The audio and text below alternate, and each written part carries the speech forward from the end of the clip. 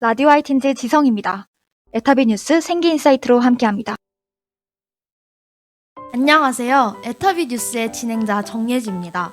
에타비가 무엇인지 궁금한 분들이 계실 것 같아 시작하기에 앞서 에타비에 대해 설명을 드리도록 하겠습니다. 에타비는 영어 단어 이벤트, 띵킹, 애티튜드, 바이블, 이매지네이션의 각 초성을 따온 것인데요. 먼저 이벤트에서는 문화, 매체나 형상, 사건 등을 설명하고 띵킹에서는 앞서 말한 이벤트가 어떠한 세계관으로 바탕을 하고 있는지 그리고 그 분석하며 애티튜드에서는 그 이벤트에 대한 나의 태도를 설명합니다. 이후 바이블에서는 그 이벤트에 관련된 성경 구절을 설명하며 하나님께서는 그 이벤트를 어떻게 바라보고 계신지 설명하죠. 마지막으로 이매지네이션에서는 그 이벤트의 대한 문화를 실질적으로 계획하고 실행합니다. 라디오 하이틴즈에서 처음으로 시작하는 에타비 코너의 첫 번째 주제는 의사파업입니다. 의사파업은 전국적으로 일어난 큰 파업으로 당시 사회에 큰 파장을 일으켰는데요. 오늘은 이 주제에 대해 성경적인 세계관에 기초하여 의사파업의 배경과 정부의 정책을 깊이 다뤄보려고 합니다. 시작하기에 앞서 오늘 저와 함께 해줄 게스트 유지인 언니를 소개하겠습니다. 안녕. 놀랍게도 지인이 언니는 저와 같은 주제로 에타비를 발표하게 되어 콜라보로 함께 코너를 진행하도록 하겠습니다. 언니 반가워요. 반가워요. 오늘 함께 하게 되어서 너무 좋은 것 같아요. 저도 오늘 함께 에타비를 발표할 수 있게 되어서 너무 영광이고 좋습니다. 네, 그러면 지금부터 오늘의 특별 게스트 지인 언니와 함께 생기방송국 첫 에타비 뉴스 소개를 시작하도록 하겠습니다. 와. 언니, 오늘 뉴스의 제목이 뭐죠? 네, 바로 의사파업 배경과 정부의 정책입니다. 그럼 이벤트로 넘어가 보도록 하죠. 네, 그러면 이벤트 지금 공개합니다. 두둥. 의사파업의 배경이 된 정부의 정책. 의사파업은 정부의 여러 차례 걸쳐서 나라가 발표한 5가지 정책으로 인해 대규모로 발생한 파업입니다. 의사파업의 배경으로는 정부가 제시한 정책 중 의대 정원 확대, 공공의대 설립, 협약급여와 시범사업, 비대면 진료, 그리고 한의사에게 의사 면허증 발급이 있습니다.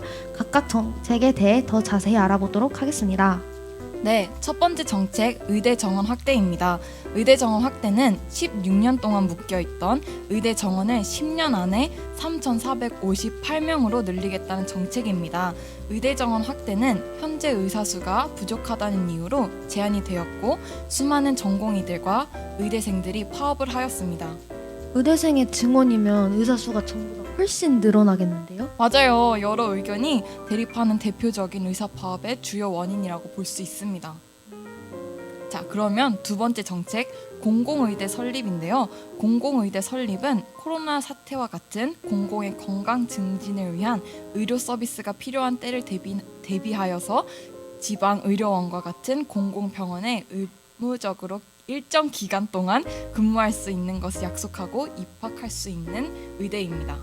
나라에게 약속을 하고 입학하는 의대라 장단점이 각각 있는 것 같아요. 띵킹에서 더 자세히 이야기하도록 합시다. 네, 그러죠. 다음은 처박급여와 시범사업입니다. 처박급여와 시범사업은 한약을 먹기 위해 본인이 지불하던 금액을 건강보험료에서 많은 부분을 부담해주고 약값의 일부만 본인이 부담하는 제도입니다. 이 정책에 대해서는 자세히 몰랐었는데 이번에 자세히 알고 가네요. 역시 함께 발표 준비를 하니 서로의 모르는 부분을 더욱 채워주는 것 같아요. 그러게요. 저도 이번에 언니랑 발표 준비를 하는데 너무 재밌었어요. 맞아요. 그러면 한번 다음 정책으로 넘어가 보도록 합시다. 다음 비대면 진료는 지금까지 의료법상에서 모든 환자는 반드시 의료기관에 내원하여 의사를 직접 만나 진료를 받은 후 처방을 받아야 했지만 더 이상 환자가 의료기관을 방문하지 않고 심전도, 산소포화도, 심박수, 혈당 수치 등을 스마트폰이나 스마트 기기와 연동된 장치를 통하여 자가 측정 후 그 결과를 의료진에게 전송하여 직접 얼굴을 대면하지 않은 상태로 의사의 처방을 받는 것입니다. 비대면 진로라니 기술 발전이 빠르네요. 그러게요. 진짜 빠른 것 같아요. 벌써 비대면 진료에 대해 의견이 나올 정도면 우리가 많이 발전된 세상에서 살고 있는 거죠. 마지막으로는 한의사에게 의사 면허증 발급입니다. 한의사에게 의사 면허증 발급은 의사 수가 부족하다는 이유와 비대면 진료를 활성화하였을 때 의사의 지시를 받는 단순한 역할을 하는 의사의 부족함을 채우기 위해 의사 수를 짧은 시간 안에 늘리고자 의학 교육을 받지 않은 한의사에게 일정 시간의 교육 후 의사 면허증을 주는 제도입니다. 한의사에게도 의사 면허증을 준다니 나라에서 아직도 의사가 많이 부족한 걸까요? 과연 잘 모르겠네요. 그래도 일단 띵킹으로 넘어가서 본격적으로 이 정책들에 대해서 자세히 알아보도록 해요. 다음은 띵킹입니다. 정부의 정책에 대한 저희의 솔직한 생각을 담아내었습니다. 먼저 의사와 정부의 입장에 관해 말씀을 드리겠습니다. 의사협회의 입장입니다.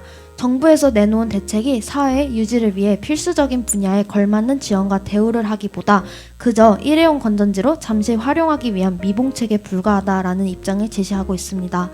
국민에게 의사는 기득권이며 의사의 행동이 밥그릇을 지키기라는 편견을 잠시 접어두고 의사가 이렇게까지 나서게 된 과정을 보아달라며 간절히 호소한다고 밝혔습니다.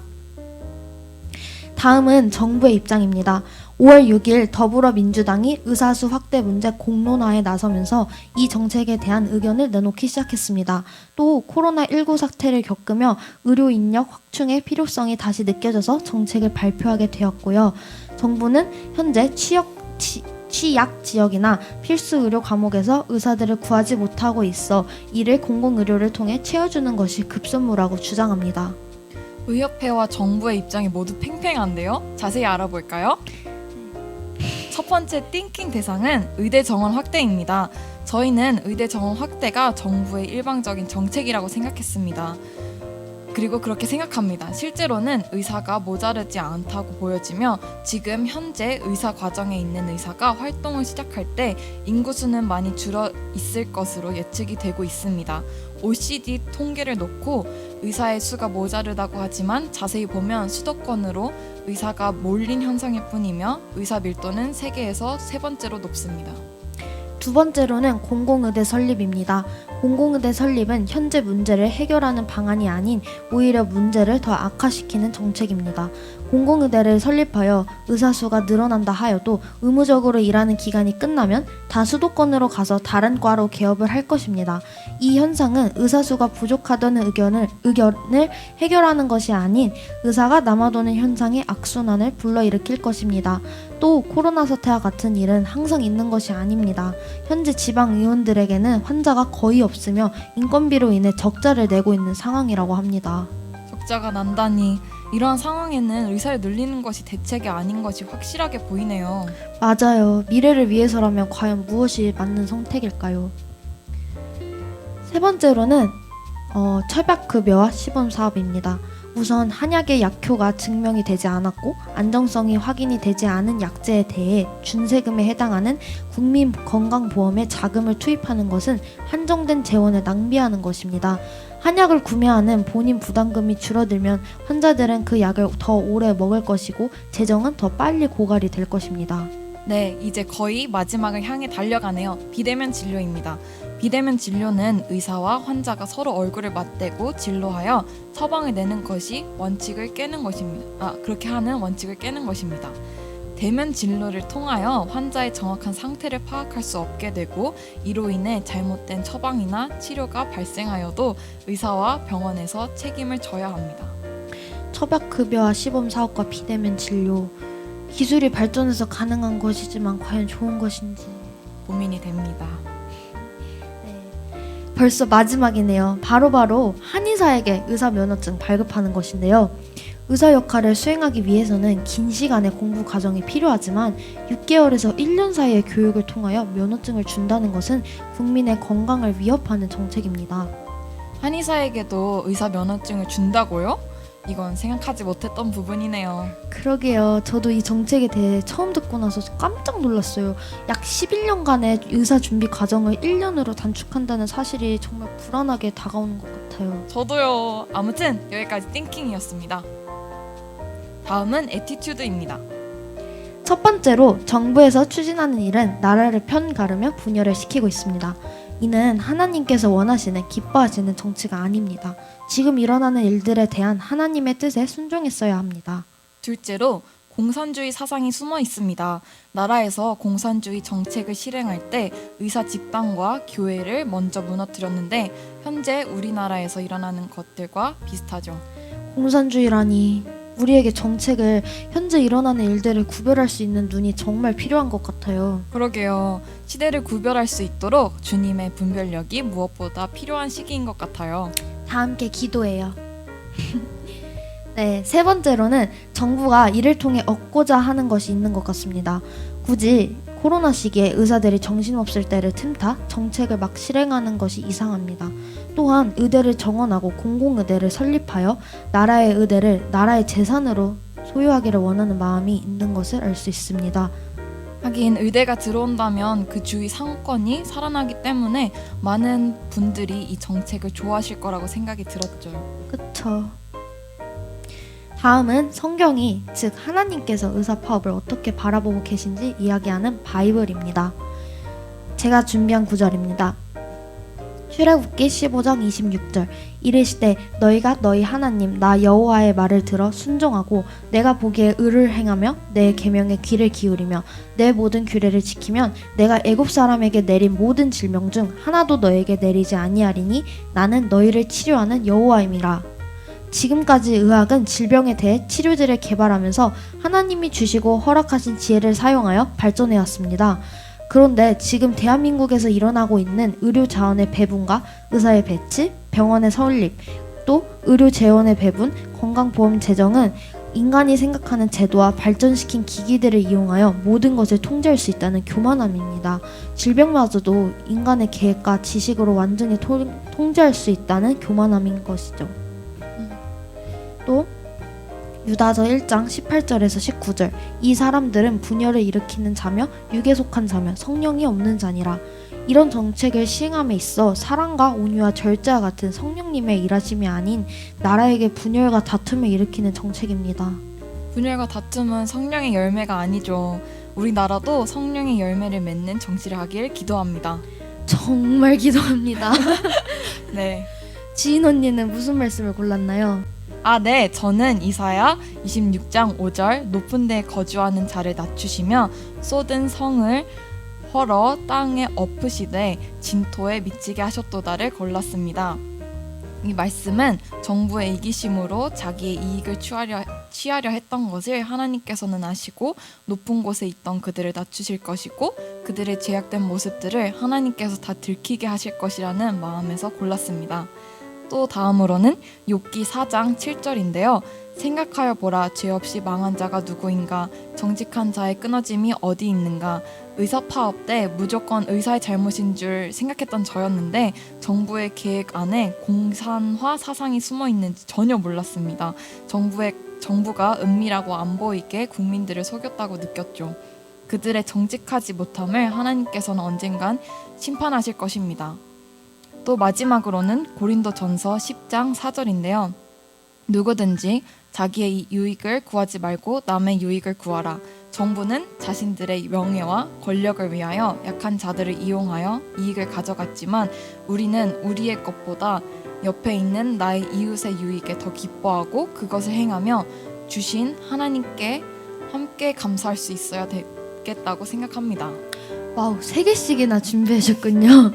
하나님의 시선으로 바라본 의사파업과 정부의 정책, 일반 뉴스보다 더 뜻깊게 다가오네요.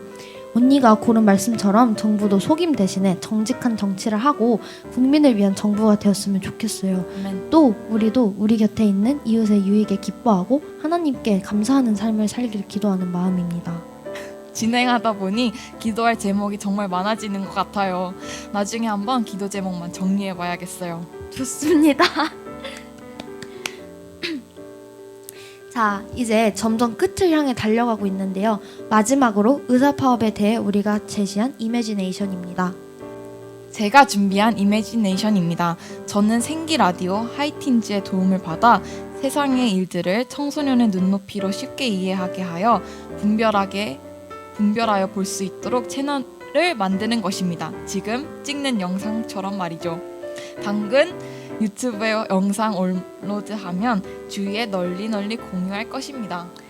또한 저는 나라가 자신들만을 위해 하는 정치로 의사계열 종사자들과 분열을 하는 것이 아니라 하나님이 기뻐하시는 평화와 화합의 정치를 하도록 기도할 것입니다.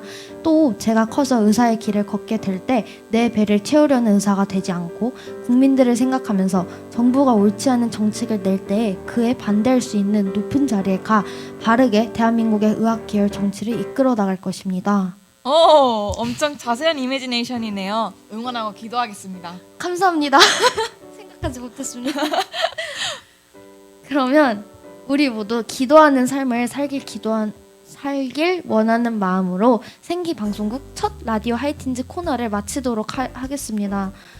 첫 방송이고 또 되게 반발이 많을 수도 있는 그런 주제라서 많이 떨리고 정말 오늘 실수가 정말 많았던 것 같아요. 그렇지만 예쁘게 봐주시고 긴 영상 시청해주신 분들 모두 감사하고 오늘 게스트로 함께해준 지인 언니도 너무 고마워요. 저도요. 그러면 다음 에타비에서 만나요. 안녕.